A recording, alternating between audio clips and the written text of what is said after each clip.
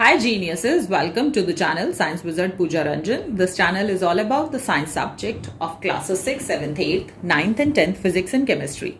If you are new to my channel, you can subscribe to the channel for more science videos, and if you like the explanation then please press the like button and you can share this video with your friends, family and the classmates. So जो topic हम आज discuss करने वाले हैं आप लोगों ने request किया था, तो इसलिए मैं ये वीडियो बना रही हूँ, and that is how to balance the chemical equation. So सबसे पहले ये जो टॉपिक है this is related to the class 7 chapter 3 which is called the structure of matter. Okay, तो स्ट्रक्चर ऑफ मैटर में हमने पढ़ा था about the elements and the compounds, और फिर हमने केमिकल रिएक्शंस पढ़ा था, और उसके बाद हमने केमिकल इक्वेशंस पढ़ा था, और फिर उसके बाद हमने पढ़ा था how to balance the chemical equation. So यहाँ पर मैं आपको कैसे बैलेंस करते हैं केमिकल इक्वेशन को उसके बारे में बताऊंगी. सो बेसिकली सबसे पहले हम समझते हैं व्हाट इज केमिकल इक्वेशन. सो अगर मैं केमिकल इक्वेशन बताऊं तो केमिकल इक्वेशन जो होता है वो सिंबॉलिक रिप्रेजेंटेशन होता है. सिंबॉलिक रिप्रेजेंटेशन मतलब कि आप किसी भी चीज़ को सिंबल में रिप्रेजेंट कर रहे हैं ऑफ अ केमिकल रिएक्शन. किसी भी केमिकल रिएक्शन का अगर मैं सिंबॉलिक रिप्रेजेंटेशन लिखती हूँ सो that is called the chemical equation. अब सिंबॉलिक रिप्रेजेंटेशन मतलब कि मैं या तो सिंबल्स यूज कर रही हूँ okay in order to represent a chemical reaction, या फिर मैं फॉर्मूले यूज कर रही हूँ. Okay, so now the next question arises कि नाउ व्हाट आर द किसके लिए मैं सिंबल यूज कर रही हूँ और किसके लिए फॉर्मूले यूज कर रही हूँ. सो आपने ऑलरेडी पढ़ा हुआ है क्लास 7 चैप्टर 3 में कि जो सिंबल्स होते हैं they are use to represent the elements. So अभी तक हमारे पास 118 एलिमेंट्स नोन है टिल डेट, और हर एलिमेंट का डिफरेंट सिंबल है. ओके, सो ये जितने भी सिंबल्स हैं आपकी बुक में स्ट्रक्चर ऑफ मैटर पेज 31 पे ये टेबल दी हुई है, दैट इज कॉल्ड द 3.8. इस टेबल में जितने भी एलिमेंट्स हैं और फिर उनके सामने उनके सिंबल्स लिखे हुए हैं, तो आप यहाँ से याद कर सकते हैं सारे सिंबल्स. सो जैसे अगर यहाँ देखें तो कुछ एग्जाम्पल्स मैंने लिखे हैं, जैसे H जो है सिंबल है हाइड्रोजन का, O है symbol of oxygen, Fe is the symbol of iron, Na is the symbol of sodium, Cl is the symbol of chlorine.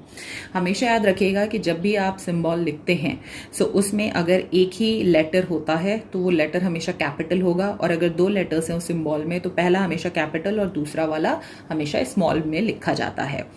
और जो फॉर्मूले होते हैं वो यूज होते हैं टू रिप्रेजेंट द कंपाउंड्स. तो हमने पढ़ा हुआ है कि जो कंपाउंड्स हैं वो तब फॉर्म होते हैं जब केमिकल रिएक्शन होती है. किनके बीच में केमिकल रिएक्शन हो रही है? एलिमेंट्स के बीच में. तो जब भी कोई दो एलिमेंट्स एक दूसरे के संग केमिकली रिएक्ट करते हैं इन अ फिक्स्ड रेशियो, तो वहाँ पर जो कंपाउंड है वो फॉर्म होता है. ओके, सो यहाँ पर जो फॉर्मूले होता है that is use to represent the compounds. जैसे CO2 जो है वो एक कंपाउंड है, तो उसको आप रिप्रेजेंट कर सकते हैं with the help of the formulae that is CO2. Okay, H2O जो है that is the formulae of the water, HCl is the formulae of the hydrochloric acid. So ऐसे बहुत सारे कंपाउंड्स हैं जब डिफरेंट एलिमेंट्स एक दूसरे के संग कंबाइन करते हैं तो फॉर्म होते हैं आपके नेचर में. Now the next thing which you have to understand कि केमिकल इक्वेशन तो सिंबॉलिक रिप्रेजेंटेशन हो गया okay of a chemical reaction.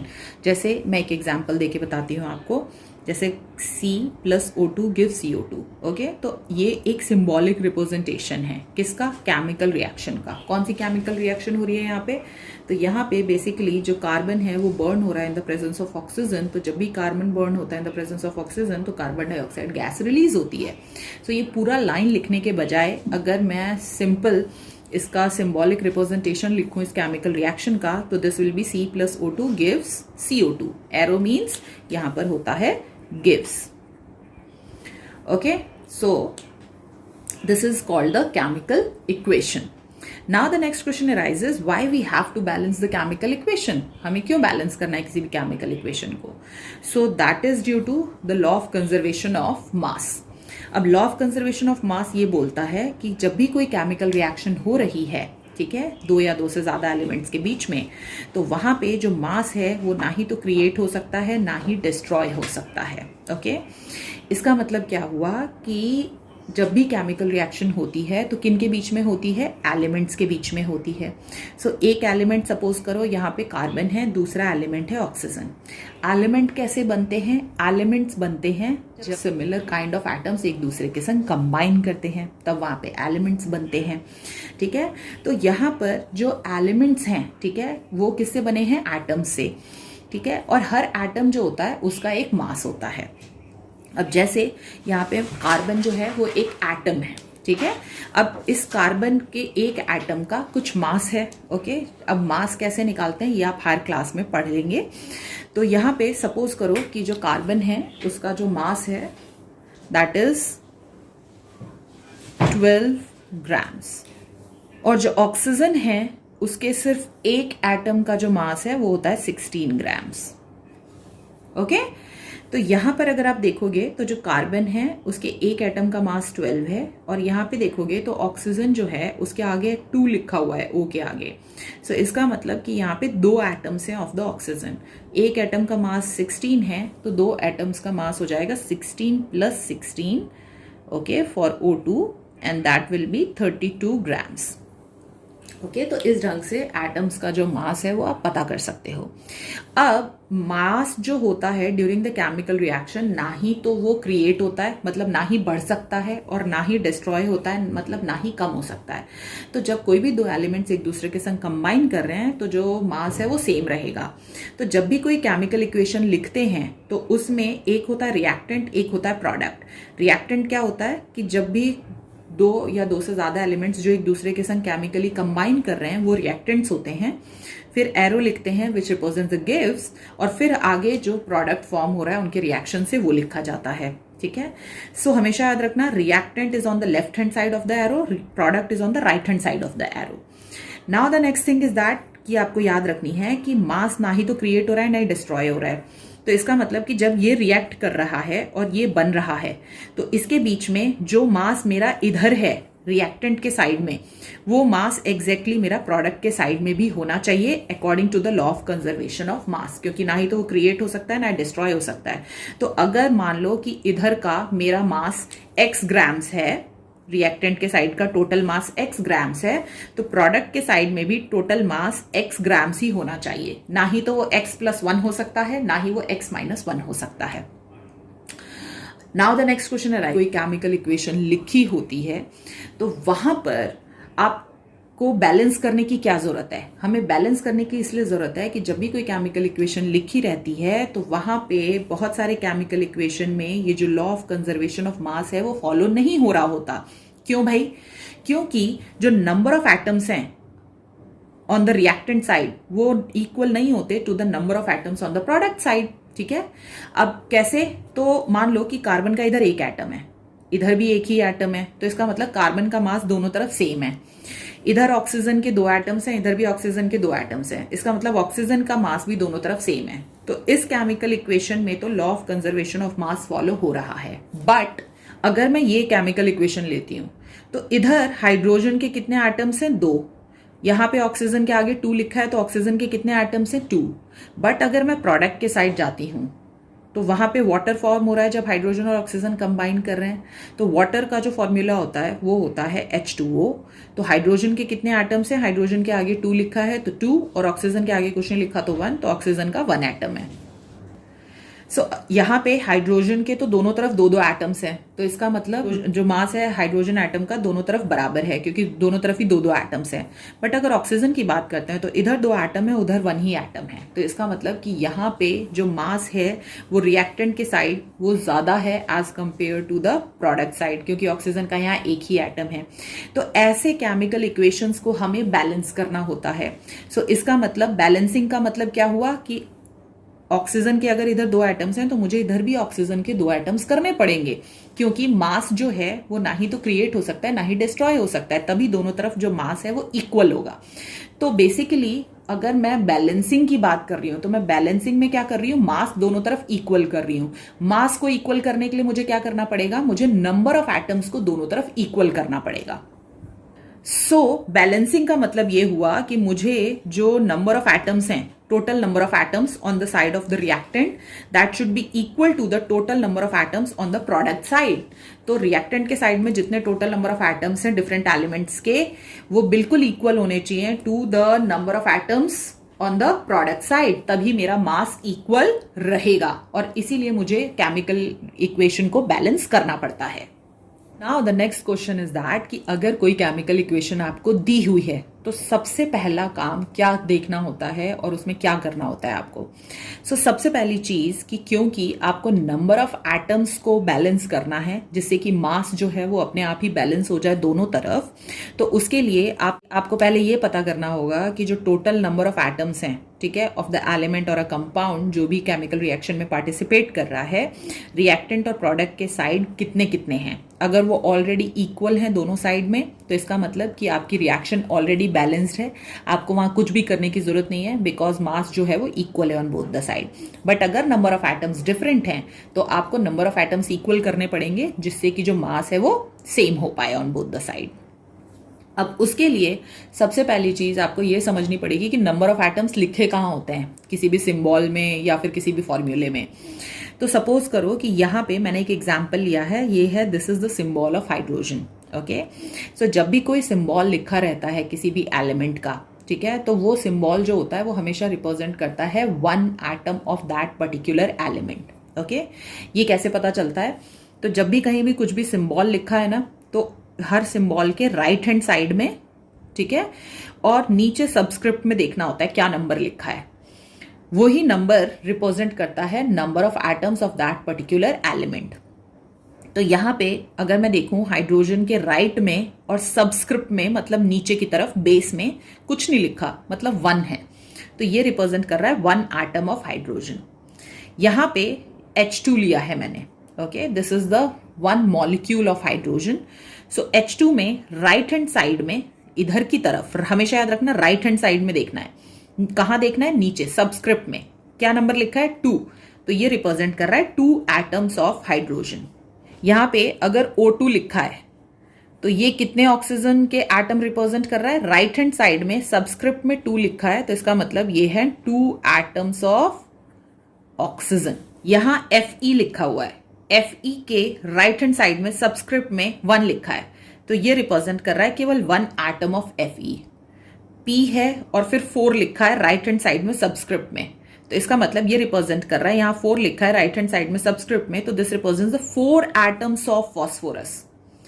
यहां पे राइट हैंड साइड में सबस्क्रिप्ट में 8 लिखा है, तो this represents the 8 atoms of sulphur. यहां राइट हैंड साइड में सबस्क्रिप्ट में 3 लिखा है, so this represents the 3 atoms of oxygen. ठीक है, तो नंबर ऑफ एटम्स जब भी पता करने हो किसी भी सिंबल में या फिर किसी भी फॉर्मूले में, तो हमेशा जो भी सिंबल लिखा है उसके राइट हैंड साइड में सबस्क्रिप्ट में आपको नंबर देखना है। जो नंबर लिखा है वो नंबर उसका नंबर ऑफ एटम रिप्रेजेंट कर रहा है। ठीक है, बट बहुत सारे केसेस में आप जो है नंबर लिखा हुआ देखेंगे on the left hand side of the symbol also. So जैसे ये हाइड्रोजन है, इसके राइट हैंड साइड में तो 2 लिखा है, बट ऐसा भी लिखा हुआ कहीं देखा होगा आपने। तो जब ऐसा लिखा रहता है, जो 2 जो है वो लेफ्ट में लिखा रहता है और बिल्कुल सबस्क्रिप्ट में नहीं लिखा होता, वो बिल्कुल उसके बराबर लिखा होता है। इसका क्या मतलब है? सो हमेशा याद रखना कि जब भी कोई सिंबल लिखा है, ठीक है, अगर उसके लेफ्ट में नंबर लिखा है, सो जो लेफ्ट में नंबर लिखा होता है वो रिप्रेजेंट करता है number of molecules of that particular element. Okay, so यहां पर ये हाइड्रोजन है एलिमेंट। अब इस हाइड्रोजन में H2 लिखा हुआ है, ठीक है, तो यहां पर लेफ्ट हैंड साइड में कुछ नहीं लिखा। अगर आप देखोगे तो यहां पे ये रिप्रेजेंट कर रहा है क्या? ओनली 1 मॉलिक्यूल ऑफ हाइड्रोजन, क्योंकि लेफ्ट में जो नंबर लिखा होता है वो रिप्रेजेंट करता है number of molecules of that particular element. So ये रिप्रेजेंट कर रहा है ओनली 1 मॉलिक्यूल ऑफ हाइड्रोजन। यहां पे मैंने 2 लिख दिया, तो अब ये रिप्रेजेंट कर रहा है 2 मॉलिक्यूल्स ऑफ हाइड्रोजन। ओके, अगर मैं 5 लिख दूं तो ये रिप्रेजेंट करेगा 5 मॉलिक्यूल्स ऑफ हाइड्रोजन। यहां पर मैंने 3 लिखा है, किधर? O2 के लेफ्ट में। तो देखो आप, सिंबल के लेफ्ट में लिखा है और बिल्कुल बराबर में लिखा है, ना सबस्क्रिप्ट में ना सुपरस्क्रिप्ट में लिखा है। तो लेफ्ट में लिखा हो अगर कोई नंबर तो वो हमेशा उसके बराबर में लिखा रहता है सिंबल के, और वो रिप्रेजेंट करता है क्या, number of molecules, okay, of that element. ये चीज याद रखनी है हमेशा, ओके।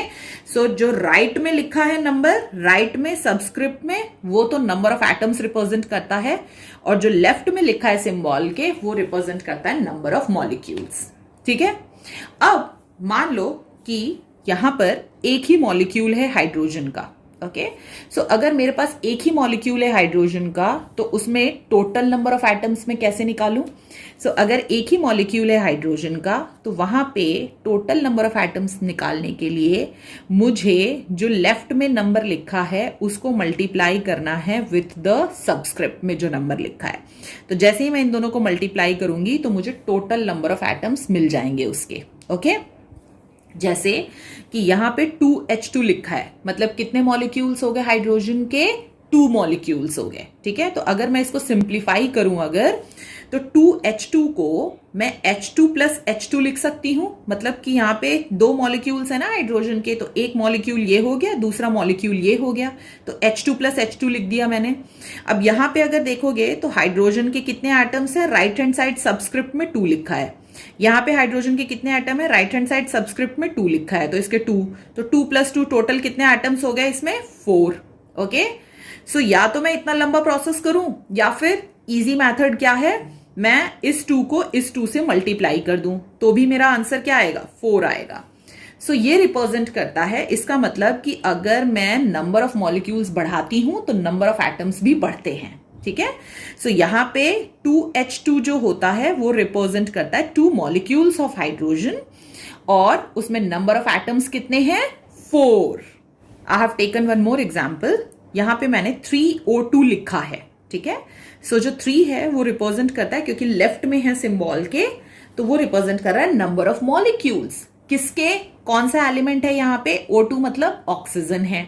सो ये रिप्रेजेंट कर रहा है 3 मॉलिक्यूल्स ऑफ ऑक्सीजन, ओके। तो 3 मॉलिक्यूल्स ऑफ ऑक्सीजन का मतलब कि 1 मॉलिक्यूल, 2 मॉलिक्यूल, 3 मॉलिक्यूल, तो O2 plus O2 plus O2, okay. सो इस एक मॉलिक्यूल में कितने एटम्स हैं ऑक्सीजन के, 2, दूसरे मॉलिक्यूल में कितने एटम हैं, 2, तीसरे मॉलिक्यूल में भी एटम, कितने नंबर ऑफ एटम है O2 के, 2, सो 2 प्लस 2 प्लस 2 इज 6, ओके। या फिर मैं एक और काम कर सकती हूं, 3 directly multiplied by 2, total number of atoms मिल जाएंगे in 3 molecules of oxygen, so that is 3 into 2 is the 6। क्या है यहां पे, एटम्स हो गए। तो हमेशा याद रखना, केमिकल इक्वेशन को बैलेंस करते वक्त हमें नंबर ऑफ एटम्स को बैलेंस करना है। सो इसीलिए अगर कोई केमिकल इक्वेशन दी हुई है तो पहले नंबर ऑफ एटम्स कैसे निकालने हैं आपको वो पता होना चाहिए। अब जैसे यहां पे ये फॉर्मूले दिया हुआ है, ओके, ये कंपाउंड है नाइट्रिक एसिड। सो यहां पे अब डिफरेंट डिफरेंट एलिमेंट्स हैं, ठीक है, डिफरेंट एलिमेंट से मिलके ये नाइट्रिक एसिड फॉर्म हुआ है। सो यहां पे आप देख सकते हो, एक एलिमेंट का सिंबल H है, दूसरे एलिमेंट का सिंबल N है, तीसरे एलिमेंट का सिंबल O है, मतलब ये 3 एलिमेंट से मिलके बना है। H रिप्रेजेंट करता है हाइड्रोजन, N रिप्रेजेंट करता है नाइट्रोजन, और O रिप्रेजेंट करता है ऑक्सीजन, ओके। अब देखते हैं कि अलग, क्योंकि हमने क्या देखा है कि जितने भी एलिमेंट्स हैं सबका नंबर ऑफ एटम्स हमें पता होना चाहिए, ठीक है, before starting the balancing the chemical equation. So अब यहाँ पे इस फॉर्मूले में पहले नंबर ऑफ एटम्स देख लेते हैं डिफरेंट एलिमेंट्स के। तो हाइड्रोजन के कितने एटम्स हैं, तो देखो हाइड्रोजन के राइट हैंड साइड में सबस्क्रिप्ट में कुछ नहीं लिखा तो 1 है, सो इसलिए हाइड्रोजन का 1 एटम है। नाइट्रोजन के राइट हैंड साइड में सबस्क्रिप्ट में कुछ नहीं लिखा, मतलब कुछ नहीं तो 1 होता है, तो नाइट्रोजन का भी 1 एटम है। ऑक्सीजन के राइट हैंड साइड में सबस्क्रिप्ट में क्या लिखा है, 3, तो इसका मतलब ऑक्सीजन के कितने हैं, 3 एटम्स हैं। तो ये क्या रिप्रेजेंट कर रहे हैं, एटम्स, एटम्स, एटम्स। सिमिलरली एक और एग्जांपल लेते हैं, H2SO4। तो यहां पे कौन कौन से 3 एलिमेंट्स हैं, हाइड्रोजन, सल्फर और ऑक्सीजन, 3 एलिमेंट से मिलकर बना है H2SO4, इसको सल्फ्यूरिक एसिड कहते हैं। सो अब हाइड्रोजन के देखते हैं कितने नंबर ऑफ एटम्स हैं। तो हाइड्रोजन के राइट हैंड साइड सबस्क्रिप्ट में क्या लिखा है, 2, तो मैंने इसीलिए यहां पे लिख दिया 2 एटम्स। यहाँ पे सल्फर के राइट हैंड साइड सबस्क्रिप्ट में क्या लिखा है? कुछ नहीं, तो 1 ले लिया मैंने, तो सल्फर के 1 एटम है केवल। ऑक्सीजन के राइट हैंड साइड सबस्क्रिप्ट में क्या लिखा है? 4, तो ऑक्सीजन के कितने हैं? 4 एटम्स। सो इस ढंग से कोई भी जो फॉर्मूला दिया हुआ है, ठीक है, या फिर किसी का सिंबल लिखा है, तो आप नंबर ऑफ एटम्स पता कर सकते हैं। अब सपोज करो कि आपको ये फॉर्मूला दिया हुआ है, ठीक है, अब इसमें आपको नंबर ऑफ एटम्स पता करने हैं। तो नंबर ऑफ एटम्स पता करने के लिए पहले आपको ये पता होना चाहिए कौन कौन से एलिमेंट्स हैं इसमें। तो सबसे पहले हमारे पास एक एलिमेंट है हाइड्रोजन और दूसरा एलिमेंट है Cl क्लोरीन। तो इसके लिए आपको सिंबल्स याद होना बहुत जरूरी है। अगर आपको सिंबल्स नहीं याद तो आपको नहीं समझ में आएगा कि कितने एलिमेंट्स हैं। तो पहले सिंबल्स मैंने जो बताया है टेबल में, आप जाके याद कर लीजिएगा। सो अब यहाँ पे हाइड्रोजन के देखते हैं कितने एटम्स हैं और क्लोरीन के कितने हैं। तो हाइड्रोजन के आगे सबस्क्रिप्ट में यहाँ कुछ नहीं लिखा, तो इसका मतलब केवल इसका 1 ही एटम है। और क्लोरीन के आगे सबस्क्रिप्ट में भी कुछ नहीं लिखा, तो इसका मतलब इसका भी केवल 1 ही एटम है। पर अगर यहाँ पे ये HCl ना देके मैंने 2HCl दिया होता, ठीक है, तो यहाँ पे अब ये लेफ्ट हैंड साइड में लिखा है ना, तो इसका मतलब कि ये क्या कर रहा है? ये 2 रिप्रेजेंट करता है, मैंने आपको पहले भी बताया, नंबर ऑफ मॉलिक्यूल्स, ठीक है। अब ये number of molecules of what? Of a compound HCl, okay. तो यहाँ पे ये रिप्रेजेंट कर रहा है 2 मॉलिक्यूल्स ऑफ HCl, ओके। सो अब देखते हैं कि अब हमारे पास हाइड्रोजन के कितने एटम्स हैं और क्लोरीन के कितने एटम्स हैं। सो अब ये जो 2 लिखा है ना लेफ्ट हैंड साइड में, ये इस दोनों में काउंट होगा। यहां पे इमेजिन कर लो ब्रैकेट है, ठीक है, लगाते नहीं है, बस मैं इमेजिन करने के लिए बोल रही हूं।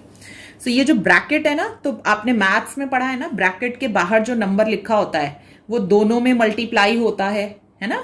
सो यहाँ पे इमेजिनेबल एक ब्रैकेट इमेजिन कर लेना, जो भी फॉर्मूला दिया है, अगर उसके लेफ्ट हैंड साइड में नंबर लिखा है तो। अब यहाँ पे ये जो 2 है, ये हाइड्रोजन के एटम से भी मल्टीप्लाई होगा और क्लोरीन के एटम से भी मल्टीप्लाई होगा, क्योंकि ये रिप्रेजेंट कर रहा है 2 molecules of HCl complete both, okay. So यहाँ पे हाइड्रोजन के पहले, यहाँ HCl में देखोगे तो हाइड्रोजन के सबस्क्रिप्ट में कुछ नहीं लिखा तो 1 है, यहाँ पे भी सबस्क्रिप्ट में कुछ नहीं लिखा तो 1 है, ओके। सो अब मुझे यहाँ पे क्योंकि 2HCl है, तो इसीलिए नंबर ऑफ हाइड्रोजन एटम कितने हो जाएंगे? 2 into 1, क्योंकि ये जो 2 है ये हाइड्रोजन के एटम्स के संग भी मल्टीप्लाई होगा, तो 2 into 1 is equal to 2 atoms. और यहाँ पे ये जो 2 है, क्योंकि ब्रैकेट में है, तो यहाँ पे ये Cl के नंबर ऑफ एटम्स के संग भी मल्टीप्लाई होगा, तो यहाँ पे क्लोरीन के कितने एटम्स हो गए? 2 into 1, that is the 2 atoms. So chlorine के हो गए 2 एटम्स। एक और एग्जांपल दे देती हूं मैं आपको, जैसे 2H2O, ठीक है। अब आप यहाँ पे पेंसिल ले लेना और पेंसिल लेके ब्रैकेट लगा लेना before finding the number of atoms. अगर ये दिया हुआ है तो मुझे क्या करना है, यहाँ पे 2 एलिमेंट्स हैं, ऑक्सीजन और हाइड्रोजन और ऑक्सीजन, ठीक है। अब हाइड्रोजन के कितने एटम्स हैं? तो हाइड्रोजन के अगर मैं अंदर देखूं तो कितने एटम्स हैं? यहाँ पे सबस्क्रिप्ट में 2 लिखा है तो 2 लिख दिया मैंने, और बाहर वाला 2 क्योंकि दोनों में मल्टीप्लाई होगा तो मैं इसमें मल्टीप्लाई कर रही हूं पहले। तो यहाँ पे हाइड्रोजन के हो गए 4 एटम्स, और ऑक्सीजन के यहाँ पे कुछ नहीं लिखा तो मतलब 1 है, और क्योंकि ये बाहर वाला 2 दोनों के लिए है, ब्रैकेट के बाहर है, तो यहाँ पे 2 से मल्टीप्लाई कर देंगे तो यहाँ हो गए 2 एटम्स। सो आई होप आप अभी तक समझ गए होंगे कि कैसे आपको नंबर ऑफ एटम्स फाइंड करने हैं। Next we are going to learn about steps to balance the chemical equation, okay. So सबसे पहले आपको जो भी केमिकल इक्वेशन को बैलेंस करना है वो केमिकल इक्वेशन लिख लीजिए, द फर्स्ट स्टेप, ओके। और स्टेप बाय स्टेप करोगे तो कभी भी गलती नहीं होगी। Now the next step what you have to do is कि जो भी केमिकल इक्वेशन दी हुई है ना, तो वहां पे जो भी सिंबल या फॉर्मूले लिखा हुआ है आप उसको नहीं चेंज कर सकते, हमेशा याद रखना, ठीक है। मतलब कि अगर यहाँ H2O लिखा है, ठीक है, और मैं अगर यहाँ O के आगे 2 लगा देती हूँ, मैं करके दिखाती हूँ आपको।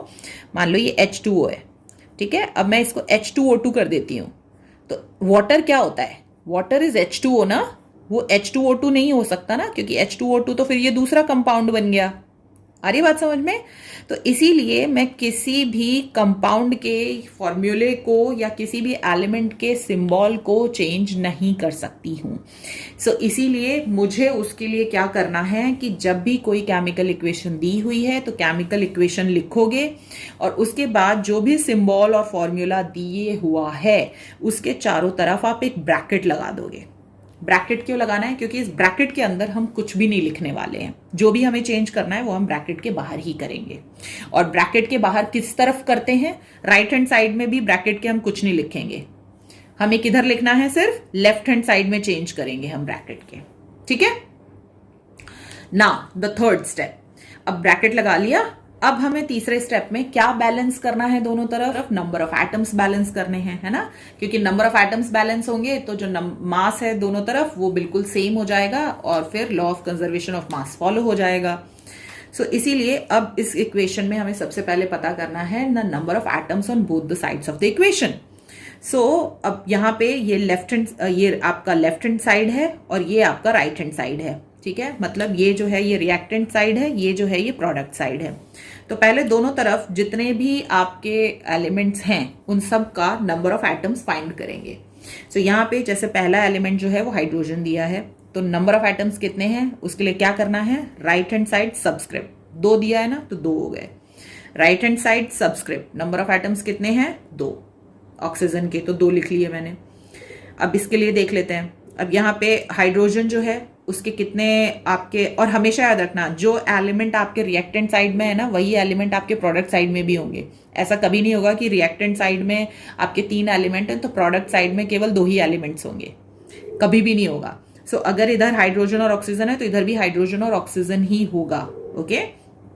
सो यहाँ पे भी अगर हाइड्रोजन के नंबर ऑफ एटम्स से देखूं तो हाइड्रोजन के आगे राइट हैंड साइड सबस्क्रिप्ट में 2 लिखा है तो 2, ऑक्सीजन के राइट हैंड साइड सबस्क्रिप्ट में 1 लिखा है तो इसका 1 एटम। अब नंबर ऑफ एटम्स पहले लिख लो दोनों तरफ और दोनों को पहले कंपेयर कर लो, आर दे इक्वल और नॉट। अगर वो ऑलरेडी इक्वल हैं तो इसका मतलब कि नंबर ऑफ एटम्स इक्वल हैं तो इसका मतलब मास इक्वल है, you don't have to make any changes. But अगर ऐसा नहीं है तो फिर हम आगे नेक्स्ट स्टेप पे बढ़ेंगे। So as you can see here, इधर हाइड्रोजन के 2 हैं, इधर भी हाइड्रोजन के 2 एटम्स हैं तो सही है, बिल्कुल सेम है। पर इधर ऑक्सीजन के 2 हैं और इधर 1 है, तो इसका मतलब कि हमें number of atoms of oxygen on the right hand side वो 2 करने हैं, तब जाके ये इक्वेशन बैलेंस होगी। से एक केमिकल रिएक्शन है C+O2 gives CO2। So carbon के कितने एटम्स हैं? इधर 1, ऑक्सीजन के कितने हैं? 2।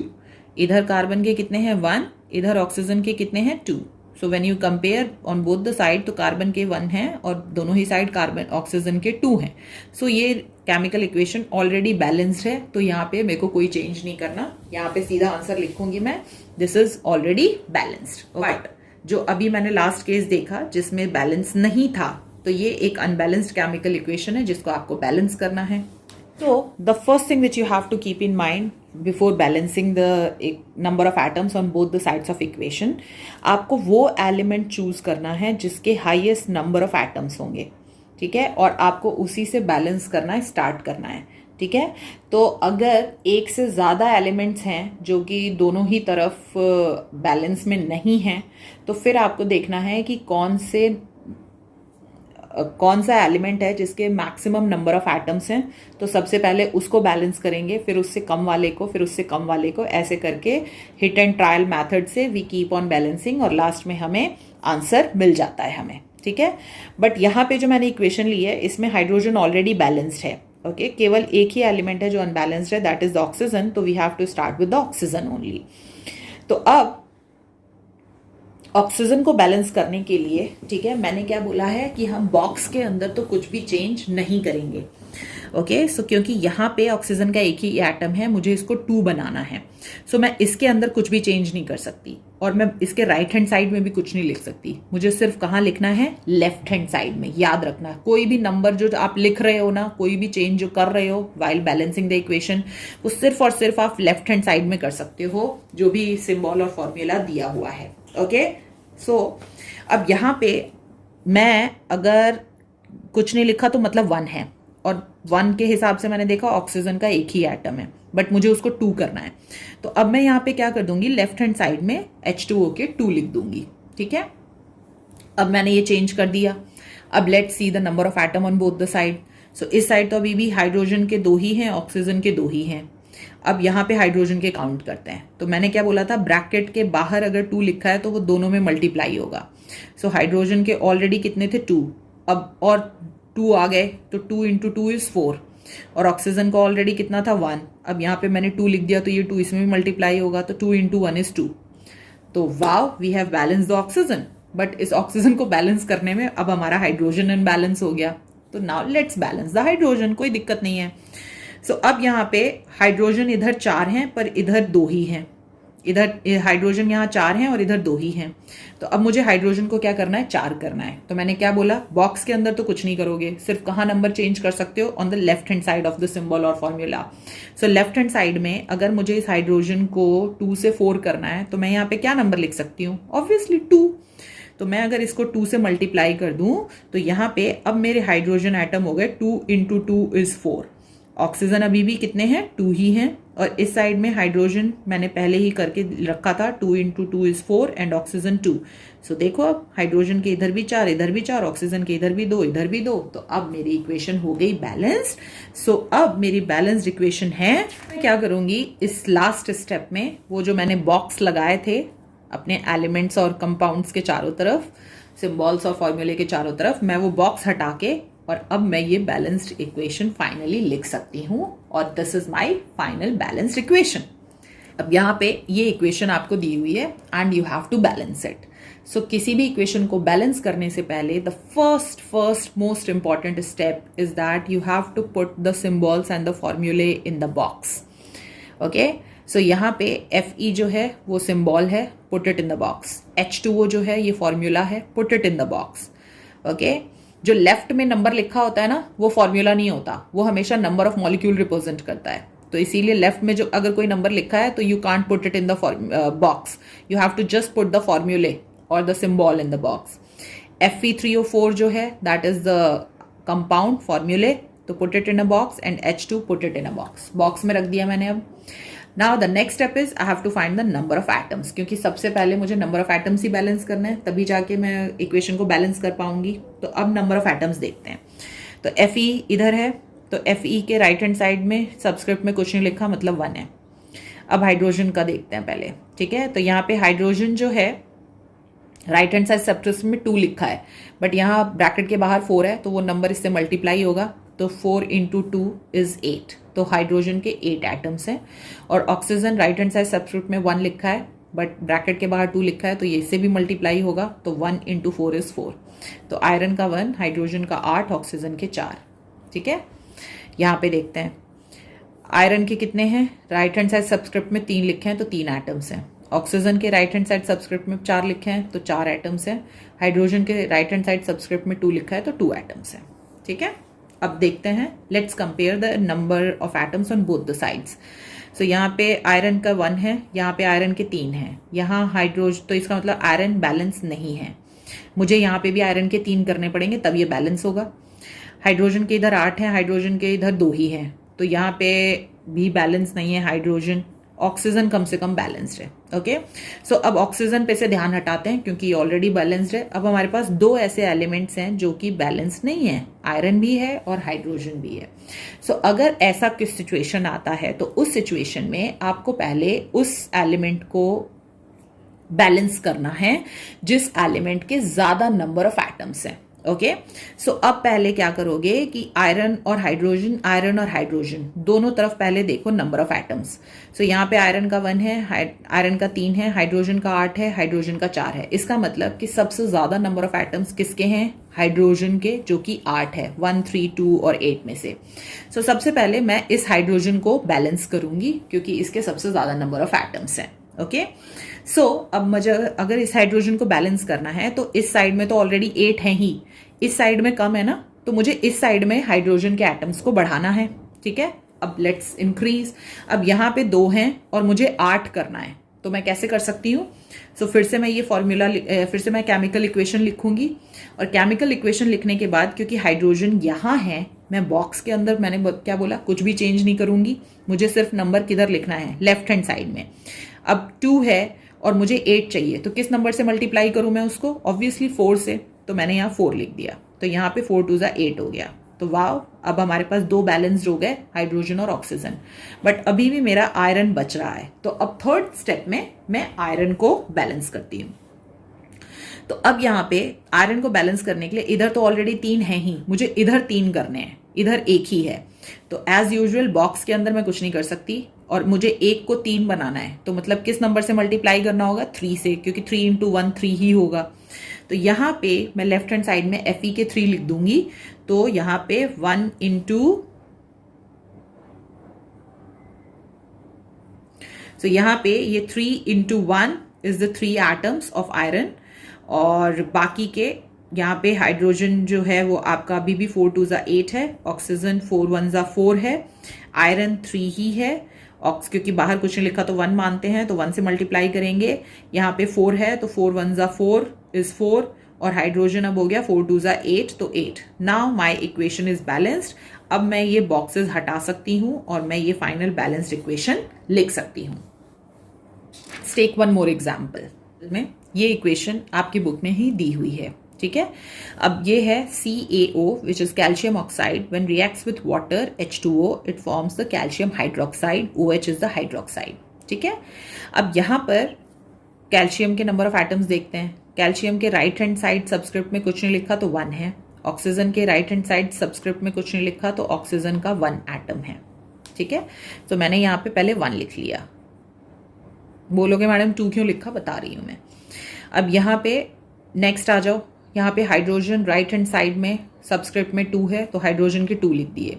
फिर से ऑक्सीजन है, ऑक्सीजन के राइट हैंड साइड सबस्क्रिप्ट में क्या है? 1 है, तो फिर यहाँ पे एक ऑलरेडी था ऑक्सीजन एटम, अब यहाँ पे भी एक ऑक्सीजन एटम है, तो 1 + 1 टोटल कितने हो गए?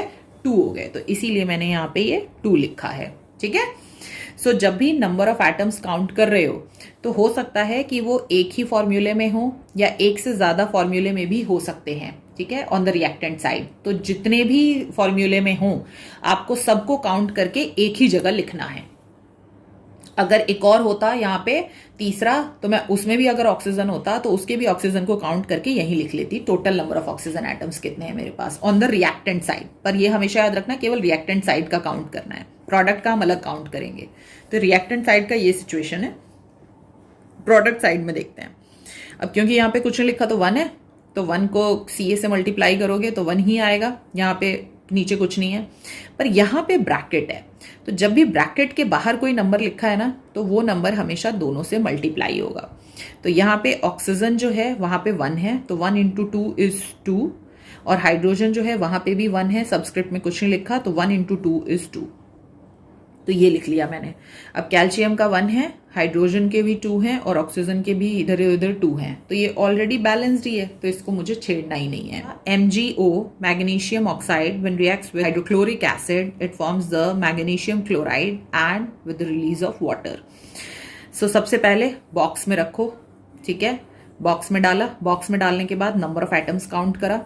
सो Mg के राइट हैंड साइड सबस्क्रिप्ट में 1 है तो 1, ऑक्सीजन के राइट हैंड साइड सबस्क्रिप्ट में 1 है तो 1, क्योंकि यहाँ पे कुछ नहीं नंबर लिखा तो मैं 1 से ही मल्टीप्लाई करूंगी तो 1 1 ही आएगा। यहाँ पे भी कुछ नहीं लिखा तो इसीलिए 1 से ही मल्टीप्लाई करूंगी, तो हाइड्रोजन के आगे सबस्क्रिप्ट में कुछ नहीं तो 1, क्लोरीन के आगे सबस्क्रिप्ट में कुछ नहीं तो 1।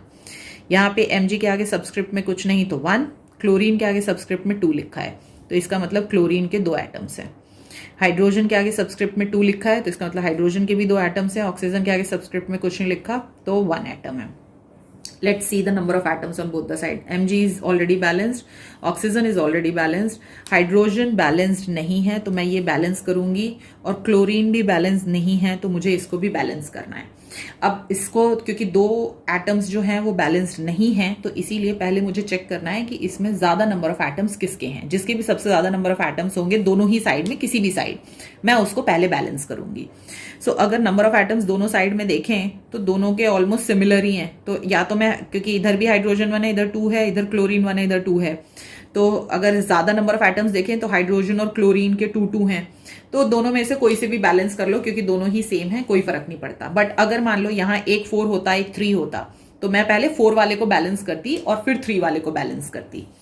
तो यहाँ पे हाइड्रोजन और क्लोरीन दोनों ही 2 हैं, तो किसी से भी स्टार्ट कर लो। ठीक है, तो अब इस साइड तो ऑलरेडी ज्यादा है ही, तो मुझे इस साइड कुछ नहीं चेंज करना, मुझे किधर चेंज करना है, इस साइड चेंज करना है ताकि ये 1 2 हो जाए। ओके, तो अब ढूंढो हाइड्रोजन और क्लोरीन कहाँ है, तो ये रहा हाइड्रोजन और क्लोरीन, पहले ही से 1 1 है, अब मुझे इसको 2 करना है, तो मैं सिर्फ एक ही काम कर सकती हूँ, लेफ्ट हैंड साइड में नंबर इंक्रीज कर सकती हूँ। तो जो भी मैं लेफ्ट हैंड साइड में नंबर लिखूंगी वो इस हाइड्रोजन से भी मल्टीप्लाई होगा और क्लोरीन के एटम से भी मल्टीप्लाई होगा। तो मेरे को 1 को 2 बनाना है, तो यहाँ 2 लिख दूंगी मैं, तो मैंने यहाँ 2 लिख दिया। तो अब मैग्नीशियम उतना ही है, ऑक्सीजन उतना ही है, हाइड्रोजन हो गया 2 × 1 2, क्लोरीन हो गया 2 × 1 2। अब देखो बैलेंस हो गई equation.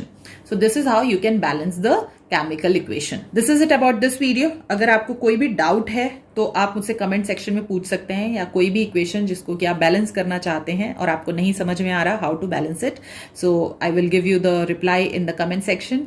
So we will meet in the next video. Till then take care, bye bye.